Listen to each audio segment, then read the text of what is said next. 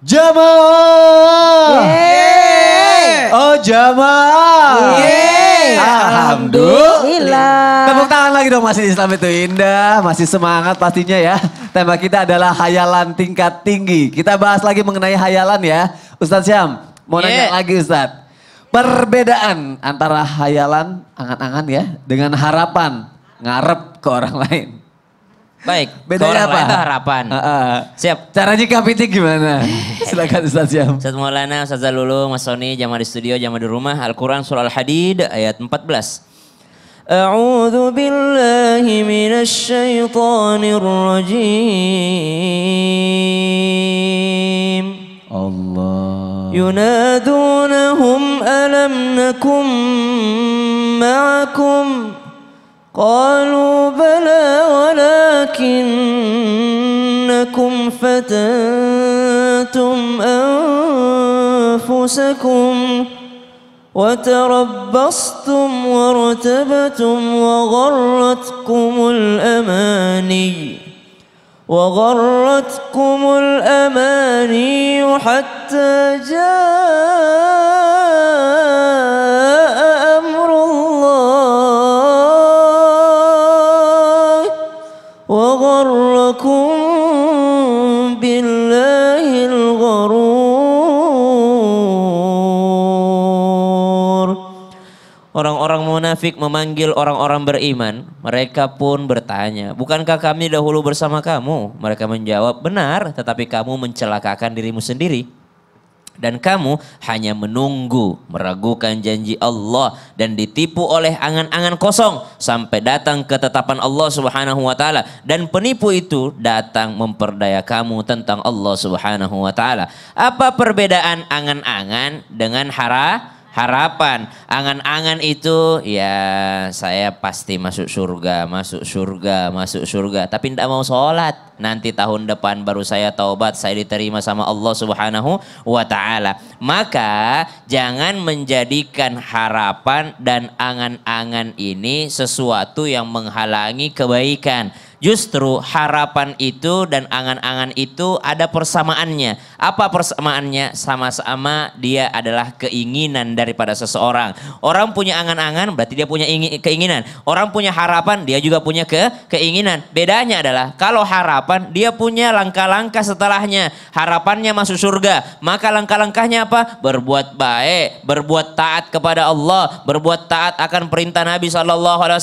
Lalu setelah berbuat ketaatan itu dia berharap amalnya diterima, berharap dosanya diampuni sama Allah, berharap agar ketika diterima amalnya Allah Subhanahu wa taala ridho terhadap amal-amalnya. Beda dengan orang yang angan-angan, besok saya umroh baru saya pakai hijab, besok setelah menikah baru saya nutup aurat, besok setelah ini baru saya ini, besok baru tidak ada langkah-langkahnya. Dia tidak mau belajar. Insya Allah mudah-mudahan saya gimana ya caranya biar bisa ngaji misalnya, biar bisa mengaji kayak Ustadz Syam misalnya, biar bisa ngaji, biar bisa seperti Ustadz Maulana, biar bisa seperti Ustadz Zarulung, tapi tidak mau belajar. Itu angan-angan semata. Makanya Nabi SAW berdoa, Allahumma inni a'udzubika min amalin yamna'u khairal amal. Ya Allah, aku berlindung kepadamu dari angan-angan yang membuat aku lupa untuk beramal. Gitu. Jadi bedanya angan-angan dengan harapan, kalau angan-angan itu keinginan tanpa disertai action.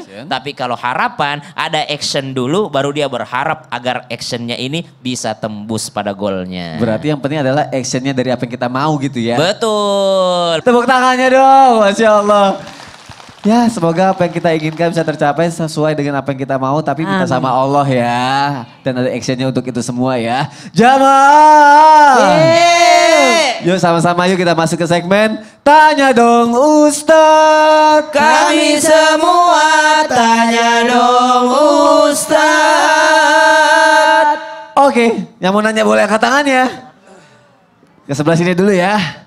Ibu nih disuruh angkat tangan tapi dada-dada. Kalau gitu ibu yang nanya. Silakan berdiri. Namanya siapa dan dari mana? Assalamualaikum warahmatullahi wabarakatuh. Waalaikumsalam warahmatullahi wabarakatuh. Nama saya Ibu Arum dari Majelis Taklim Rahmat Hidayat Pesawaran, Lampung. Tepuk tangannya dong dari Lampung. Mau Mau nanya apa? bertanya kepada Ustadz Maulana. Boleh, nanya apa? Mau jadi artis juga? Yang di atasnya Ustadz yang mau Ustadz yang pakai kacamata. Ustadz, Wah, keren. apabila ketika sholat terus berhayal hal lain, namun tetap menyelesaikan sholatnya, apakah sholatnya tetap diterima? Ustadz, terima kasih. Wassalamualaikum warahmatullahi wabarakatuh. Waalaikumsalam warahmatullahi wabarakatuh. Terima kasih Ibu sudah bertanya. Jadi Ibu ini sambil Ya. nanya Ustadz, sambil Ya. menatap masa depan. Oh, iya. Keren ya? Keren loh, kalau gitu dijawab aja Ustadz, silakan. Terima kasih banyak kepada semuanya yang bertanya. Sebenarnya gini, izin dulu sama Ustaz Sam dan Ustaz Lulung. Ketahuilah, ketika kita sholat, itu luar biasa itu godaannya. Usahanya setan untuk mengganggu sholat kita. Makanya ada setan namanya Al-Walhan. Al-Hansab. Al-Walhan itu adalah setan yang menggoda ketika orang bersuci. Al-Hansab, setan yang menggoda ketika kita sholat. Jadi memang ada setan yang menggoda manusia ketika sholat. Dengan cara apa? Mencarikan berita-berita, memasukkan ke pikirannya supaya tidak khusus sholatnya. Kita cari kunci lemari tidak dapat. Pas sholat baru dapat. Ih, ternyata dia di atas lemari ya. Itu baru keinget. Dari sini kita bisa belajar bahwa wajarlah mungkin manusia itu. Sekelas Sayyidina Ali saja yang terkenal khusyuk dalam sholatnya sampai ketika kena panah. Panah, apa kata Sayyidina Ali? Kalau mau cabut ini, cabut ketika aku sholat. Supaya saya tidak merasakan. Itu saking usunya. Dan pernah diuji oleh Rasul, ada permadani, ada beberapa warna. Nabi berkata, nanti sesudah salat saya kasih kamu ya permadani ini. Sesudah salat ditanya Nabi, yang mana kau mau? Yang warna biru. Kata Nabi, tidak usah sholatmu tadi. Pasti kau berpikir, yang warna apa ya? Kita. Nah, coba. Ini juga bisa belajar buat kita. Nah, pertanyaannya Ibu, gimana salatnya orang yang menghayal? Tetap sah.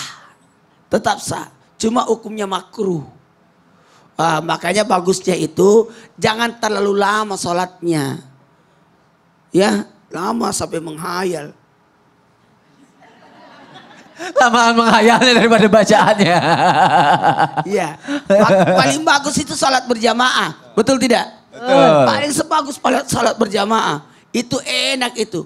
Kalau mau salat sendiri, bagusnya gini. Baca Quran. Simpan Quran di depan atau baca Quran. Itu paling enak itu. Oh, lebih fokus ya. Lebih fokus. Nah, apa solusinya? Nah, ini buat yang di rumah. Solusinya. Aduh. Jadi kalau mau jadi artis, tampil beda. Tampil beda, keren. Terima kasih Ustadz Maulana. Tepuk tangan dong untuk ibu yang sudah bertanya. Masya Allah.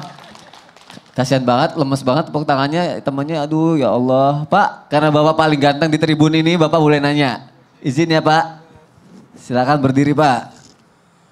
Assalamualaikum warahmatullahi wabarakatuh. Waalaikumsalam warahmatullahi wabarakatuh. Mau bertanya kepada Ustadz Jahlulung. Ya, terima kasih. Bagaimana jika ada orang yang berhayal memiliki harta yang berlimpah? Apakah jika diiringi usaha dan bersedekah, berhayalnya tidak apa-apa Ustazah? Terima kasih. Wassalamualaikum warahmatullahi wabarakatuh. Waalaikumsalam warahmatullahi wabarakatuh. Ustazah Lulung, boleh dijawab nggak pertanyaannya? Iya. Ya. Boleh nggak ya berangan harta berlimpah? Silakan Ustazah Lulung. Mohon izin Ustadz Nurmano, Ustadz Sam, Kak Soni dan semuanya alhamdulillah. Lillah. Jadi boleh nggak sih kita ini berhayal memiliki harta yang banyak, tapi kita iringi dengan usaha. Ya boleh-boleh aja kalau kita berusaha. Kecuali kalau kita nggak berusaha. Itu namanya cuman omong kosong. So, kalau di dalam hadis dinyatakan, aku tidak takut jika kemiskinan ditimpakan kepada kita. Kalau kemiskinan mah kalau ditimpakan kata Nabi aku nggak takut. Yang aku takut adalah jika kalian diberikan keberlimpahan dan lupa kepada Allah. Dan aku sama sekali tidak takut jika kalian berbuat salah. Kita manusia, ada salahnya. Ya nggak Bunda? Bunda. Bunda. Ya. Jadi aku tidak takut jika akan berbuat salah. Tapi yang aku takutkan adalah jika kalian melakukannya dengan sengaja pemirsa. Jadi pemirsa dirahmati Allah, boleh nggak kita kepengen punya harta berlimpah? Boleh, apalagi kita usaha dan kita dengan niat banyak-banyak bersedekah. Namaku Bento, rumahku banyak, harta berlimpah, kayak gitulah ya. Salah kan nyanyinya? Ibu-ibunya pada bengong, karena ada bingung. Ini nyanyi apa puisi gitu ya. Pemirsa dirahmati Allah. Andai ku jadi orang kaya. Ah benar tuh. Tuh Ustadz aja kepengennya jadi orang kaya, apalagi kita. Jadi yang pertama boleh-boleh aja kita berhayal tapi dengan usaha. Karena apa? Yang pertama pemirsa, mohon izin bunda-bundaku Ustadz, ijtihad wala taksal. Yang penting kita tetap bersungguh-sungguh. Wala taksal, jangan bermalas-malasan. Gimana mau kaya kalau cuman mager, malas gerak. Lama-lama ngeliat orang yang pada berlimpah hartanya kita baper, bawa perasaan. Lama-lama kehidupan kita pemirsa jadi koper, korban perasaan. Lama-lama karena berhayal doang gak ada usaha jadi bagasi. Bahagia enggak, sedih iya. Ya. Jadi yang pertama kalau kepengen kita ini menjadi orang yang kaya raya harta berlimpah dengan niat banyak bersodako. Satu, ijtihad bersungguh-sungguh. Yang kedua, wala taksa, jangan bermalas-malasan. Wala takun gofilan, jangan menjadi orang yang lalai. Cuman gimana ya? Seperti yang tadi kita omongin ya bunda ya. Ini bunda kan untuk ngaji di Islam Tindak apa ya? Kan gak berhayal. Daftar dulu, usaha dulu ya gak pemirsa? Baru bisa berangkat, alhamdulillah. Wala takun gofilan, jangan jadi orang lalai.